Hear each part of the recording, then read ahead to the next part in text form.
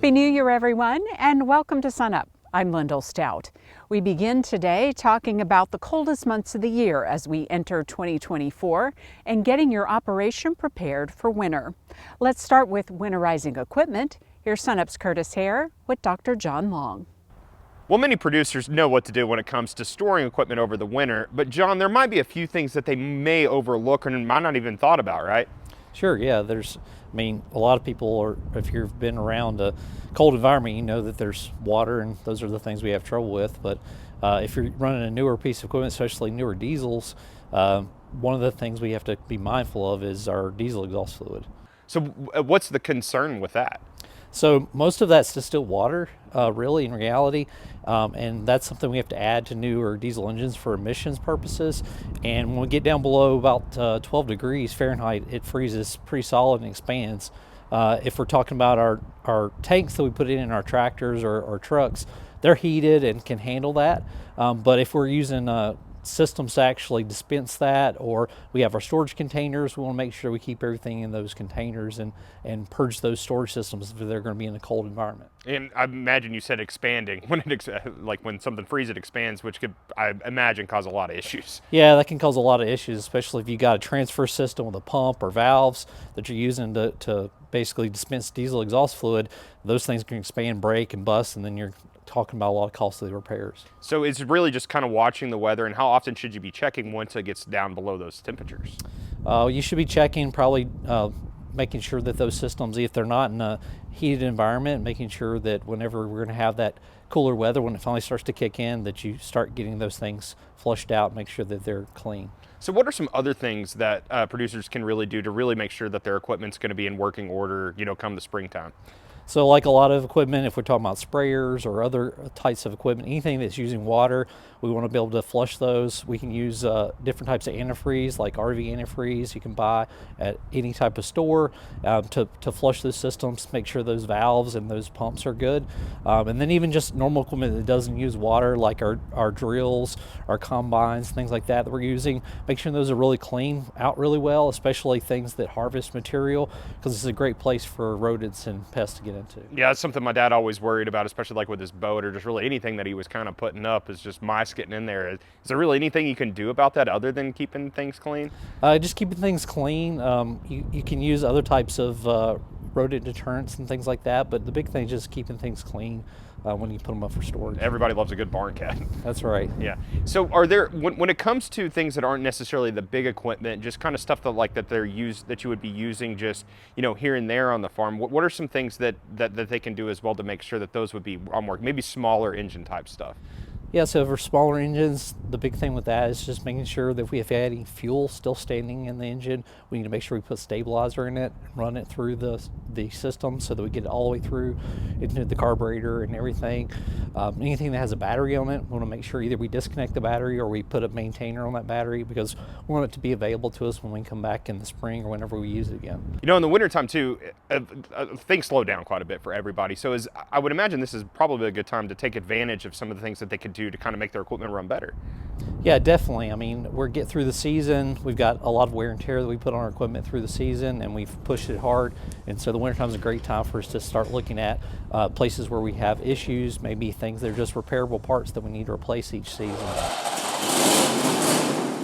And so if we've got a space that we can actually do that during the winter, we can move equipment in and out. Thinking about that, something we should consider when we're looking at storage. All right, thanks, John.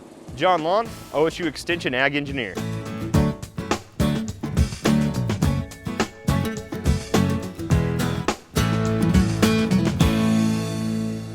Welcome to the first edition of the Mesonet Weather Report for 2024. This month marks the 30th anniversary of the Oklahoma Mesonet providing weather information to the state.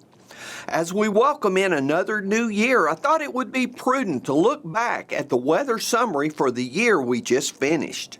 Starting with average temperatures, we see that 23 was slightly warmer than the 15-year long-term average, mostly coming in at about 1 to 2 degrees above normal. Looking at the state by month, we experienced 8 months above normal and only 4 months below normal. I don't have the official average monthly temperatures yet for December, but we do know that it was very warm, up to 5 degrees compared to the long-term average. Switching over to rainfall, the least amount of moisture was the 19.7 inches reported at Hollis in the far southwest. The wettest spot was the 65.7 inches measured at Mount Herman in the far southeast. Comparing this to the long-term average, we noticed that blue areas were where rain far exceeded normal precipitation. The relatively wettest spot was at Beaver in the Oklahoma Panhandle that received 13.9 inches above normal. The red areas show the driest relative areas of being in the far southwest and more significantly in the upper northeast counties. Areas here from 4 Acre in Osage to Miami and Ottawa were 10 or more inches below what is normally expected. When you convert rainfall over to a percent of normal, this again clearly points out the two driest zones only receiving about 3/4 of normal. With rainfall, it is not only how much you get, but when you get it that counts. Looking by month, we see that we had 6 months above normal and 6 months below normal. After a very dry spring in April and May, it was good to get some replenishment in the summer months of June and especially July. 2 months of dryness followed in August and September, but a wet October was just in time for wheat planting. Unofficial December rainfall amounts came in well above the long-term average for the month. Another way to look at weather is to divide it up by the state's climate regions. The state has 9 divisions, as you can see from this map, along with where the locations of each mesonet site are. Starting with the very wet Panhandle Division, the 23 rainfall amounts are shown by the blue line and the long-term average is in the fill area. After starting off very dry, it started raining in May and stayed above normal from then on. Comparing that to the relatively driest region, the Northeast, we see the opposite, starting wet but dropping below normal in May and staying below the average line for the rest of the year. Gary will be back with us next week for another edition of the Mesonet Weather Report. Talking cattle now and the unique needs of livestock when it comes to water during the coldest months of the year. Once again, here's Curtis Hare, this time with Dr. Dave Lalman. Winter in Oklahoma can present a lot of issues for cattle producers, and Dave, one of the issues is, with ponds, and as we can see right here, ponds are already starting to freeze over, so, ice is something that producers need to be concerned with, in regards to access to their ponds. Cattle need access to water, 24/7 basically, and it's interesting that lower quality forage actually increases water intake, whereas high quality forage reduces water intake. So water consumption is still important in the wintertime. Cows that, when it's below 40 degrees, cows don't drink as much water, of course, as they do in the summertime. And generally, just in case folks need to know if they need to haul water or whatever, a cow is going to require somewhere in the neighborhood of about 1 gallon per 100 pounds of body weight, give or take. If they're lactating, they'll drink more. If they're dry, they'll drink less. So in regards to, ice and having access to water, what are some things that producers can do to make sure that their cattle are safe, and some things that they need to just really consider just for ice? Yeah, it can be a problem. And it's good to be aware for maybe folks that are new to the industry or haven't experienced it, that cattle in our part of the world don't experience thick ice that they can walk on very often. And so they're not, they don't know the dangers and tend maybe just to walk out there on the ice. Especially those yearling heifers. Especially because we know they've never seen ice on the water, probably only as little babies, maybe if they're early springborn calves or something. But yeah, the obvious resolution to that would be to find another source of water and fence them away from that pond if possible. But we understand that's not possible for everyone, so really the only thing you can do in those situations is to make sure you keep the water open so they're not walking around on the pond looking for an open water source. And that means breaking ice. That just means chopping the ice, do it every day, and make sure you have an adequate stretch of ice broken so that those cattle have plenty of water access. They don't have to crowd around it. Some out there on the edges falling through the ice. Yeah, and as you can see, like, we got obviously drought, huge issue this past last year, and probably going to be going into the new year. And you can see the pond right here is severely drought stressed. So in regards to water quality, especially in the winter, how does that impact things? Well, unfortunately, it's another impact of drought conditions. When you have evaporation of water, there's generally, most ponds are sediment, and if cattle have access to the ponds, they're going to stir that sediment up. That increases the total dissolved solids in the water, and as the water evaporates, the concentration of those total dissolved solids is going to increase. And so it can get to a point where it's a problem for cattle. General guidelines, if you have your water tested, it needs to be somewhere below around 3,000 parts per million is very safe. And that's a test that's easily done at our Soil Water Forage Analytical Laboratory here in Stillwater. The cost is about $15 a sample. And obviously, producers can always contact their local county extension office for water testing, just for help. They can help, how to sample the water. They're very familiar with the Soil Water Forage Analytical Laboratory. They work with them all the time, and so yeah, they can be a big help when it comes to the water testing and forage testing as well. Alrighty, thanks, Dave. Dr. Dave Lalman, beef cattle specialist here at Oklahoma State University. And to find your local county office, go to our website, sunup.okstate.edu.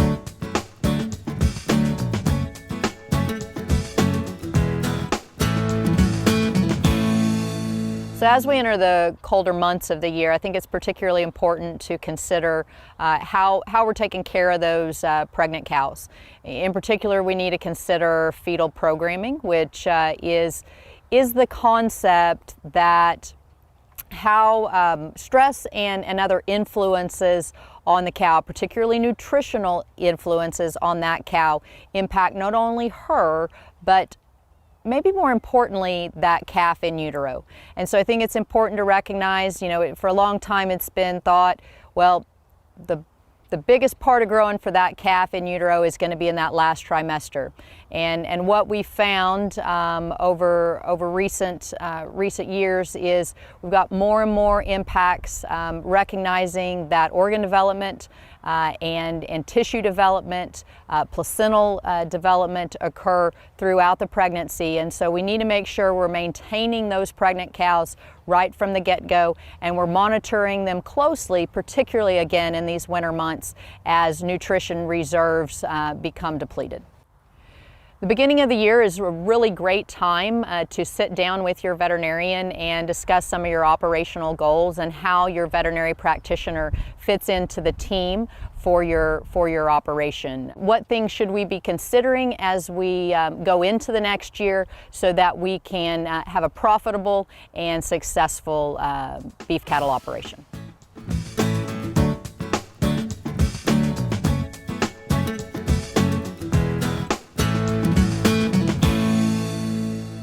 Good morning, Oklahoma, and welcome to Cow-Calf Corner. Happy New Year. This week's topic is basically a list of questions and checkpoints that we want to think about as we plan for a successful 2024.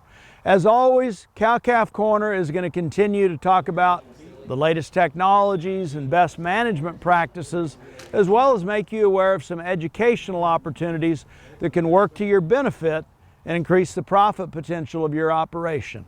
We're encouraged that it looks like the value of cattle is going to remain strong in the next year. First question that we want to address, since most of us are in a spring calving operation, is our calving toolbox full on inventory, and do we know where it is? It's always bad if we approach calving season and at the point we figure out we need to be assisting that first calf heifer, that's when we start looking for our OB chains.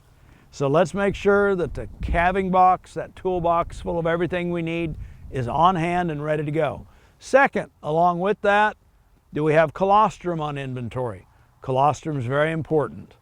Third thing that we want to address Are we prepared for the spike in cow energy and protein requirements that's going to happen once she calves and as we faced wet, cold weather, potentially through calving season?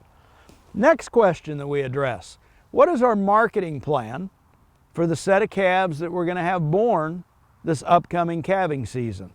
And relative to that, as we look ahead to that marketing plan, does that need to impact the type of bulls that we identify to use this calving season?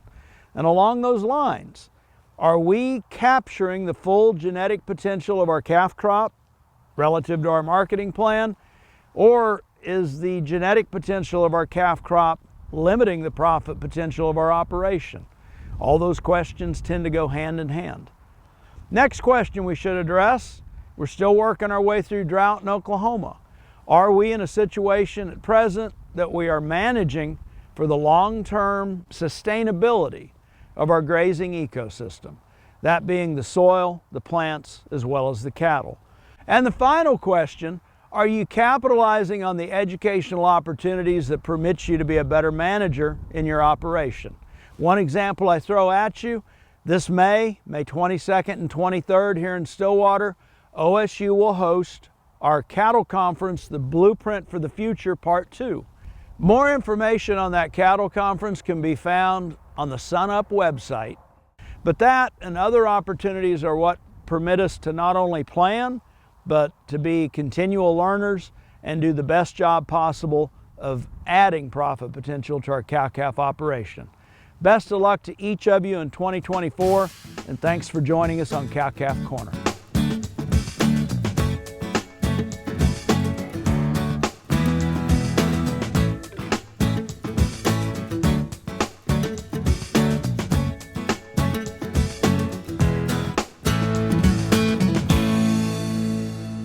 Dr. Kim Anderson, our crop marketing specialist, joins us now. Kim, in late November, you talked about prices just kind of doing whatever during the holidays, not doing much.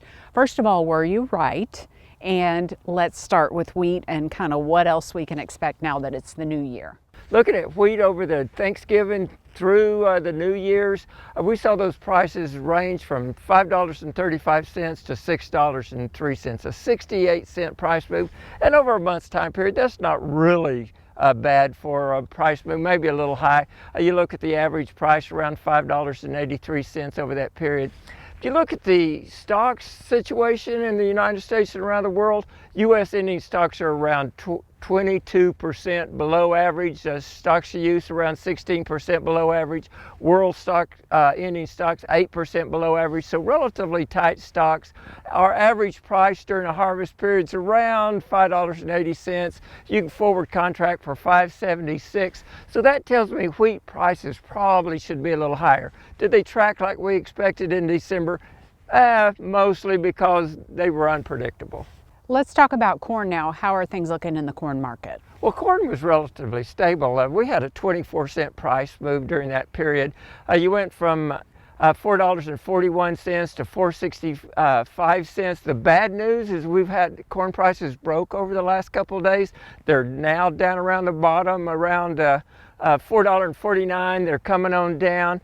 You look at the stocks to use and any stocks for corn, any stocks at 2.15 billion bushels for the U.S., average 1.7, lots of corn stocks. The world ending stocks are projected to be right at average. You look at the average price during the corn harvest, $4.80. You can forward contract for $4.73. That tells me that corn prices right now are probably where they should be given the situation. And as we go on out to the 24 crop, unless things change, maybe slightly higher prices. How about soybeans? Soybeans, you know, they were the poster child coming into Thanksgiving. I mean, increasing prices. Oh, beans look good. The harvest was relatively good. They fell off about 80 cents over this time period, and it was just a downtrend, and they've got that downtrend established. You look at the price range, $12.17 to $12.97. 80-cent price move. Not much of a price move for beans, but it's all the same direction. Average price $12.61 over that period. The stock situation, 245 million bushels projected in these stocks, average 447. Tight U.S. stocks. But world, 4.2 billion bushels, the average 3.8, above average. And right now, U.S. is trumping the world. You can forward contract for $11.70 for 24 delivery. The average harvest around 1080. So a bean price is probably where we expect. We'll have to see what happens on the nearby.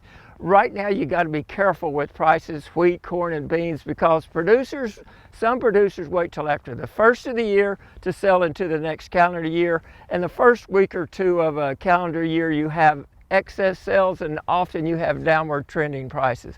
So it'll be another week or two before we get our handle on wheat, corn, and bean prices. Last but not least, cotton prices were relatively stable prior to the holidays. What are you seeing now? Oh, they just continue to be stable. 79.4 cent to an 82.8 cent price move, not much there. Average around 880, that's where it is right now. You look at the stock situation, 82.4 million bushels on the world versus 87.3. So tied world stocks, U.S. stocks 3.1 million bales versus 4.0 million, tight stocks there. You look out to the 24 harvest, around 76 cents. The average is around 71, 73, somewhere in there.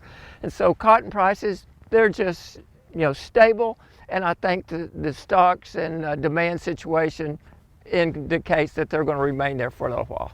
Lots of numbers this week as we kind of set the stage for the new year. What guidance do you have for producers given what we've talked about this week? Well, I think these are the prices that you can use, especially the forward contract prices, looking at that 24 crop to determine how you're going to use your land, labor, capital, and management to generate a profit, or the highest profit for the 24 calendar year. All righty, Kim, thanks a lot. Good to see you. Happy New Year, and we'll see you next week. You bet. I'll be here. Finally today, we find out what makes Heather Buckmaster a distinguished alumna in the Ferguson College of Agriculture. Video production manager Craig Woods put together this story. Well, I grew up in Hydro, Oklahoma, on a wheat stalker operation, and my family had been in the cattle business for generations. Although Heather Buckmaster started at Rhodes College in Memphis, majoring in international studies, she quickly realized that agriculture was where her heart was. I came back to Oklahoma State and went into agriculture economics, and because everybody I looked up to at home had ag econ degrees. But she still wanted to see the world. When I graduated from OSU, I was very interested in international. I wanted to do something different, something that was challenging. So I did go into Peace Corps, and so I was excited when I was posted to the Gambia, West Africa. Heather worked with women in the area to increase food production in their gardens. A family member sent me a Garth Brooks poster, and I remember looking at it going like, what am I going to, I love Garth Brooks, but what am I going to do with this poster? So I put it on the wall in my mud hut. The women would come in and go, is that your husband? And I'd always kind of laugh, and I'd be like, no, if that was my husband, I probably wouldn't be living in a mud hut in West Africa right now. I think if there's anything that it does is it teaches you that you can just do anything, just get it done, figure out how to get it done. Heather decided to return to agricultural economics. After receiving her master's degree, Heather was hired by the Colorado Beef Council as Director of Marketing. Heather would be instrumental in introducing new cuts of beef and critical in helping manage a BSE crisis. I love Colorado, but Oklahoma's home, and I always say all of us come home eventually, I think. And so I've been fortunate now to have worked with for the Oklahoma Beef Council since 2005. Oklahoma is one of the largest beef cattle production states, and so to have somebody like Heather in a leadership role has the potential to really have a profound impact, not just in the state of Oklahoma, but really in an industry that affects our entire country. As Executive Director, Heather helps implement the beef quality assurance in Oklahoma, as well as works with organizations such as the U.S. Meat Export Federation to increase the demand for the state's beef worldwide. She also works with Oklahoma FFA to get more agricultural educators and their students trained in what's called the Masters of Beef Advocacy program. My favorite project would be working with, as an Oklahoma Beef Council, would be the Stephen Adams project.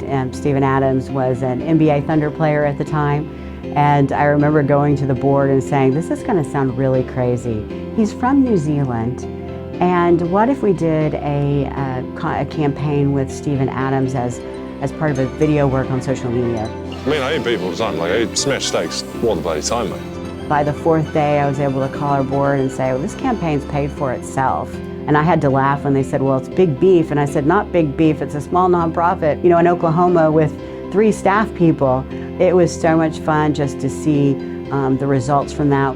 In 2010, Heather married, no, not Garth Brooks, but Mike Schulte, Executive Director at the Oklahoma Wheat Commission. I think that Heather and Mike are an amazing couple, and they have the beef and the bread.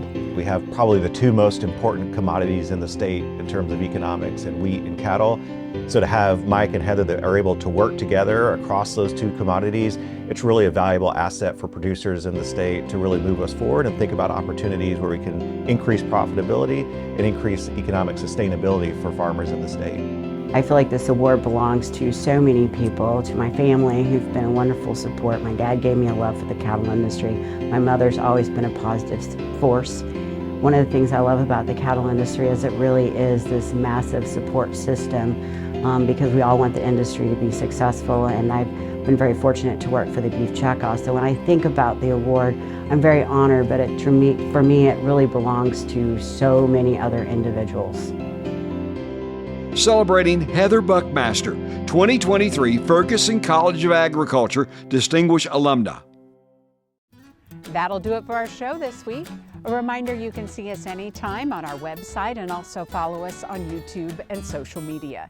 We hope your new year is off to a great start, and we're glad you've joined us. I'm Lyndall Stout. We'll see you next time at SUNUP.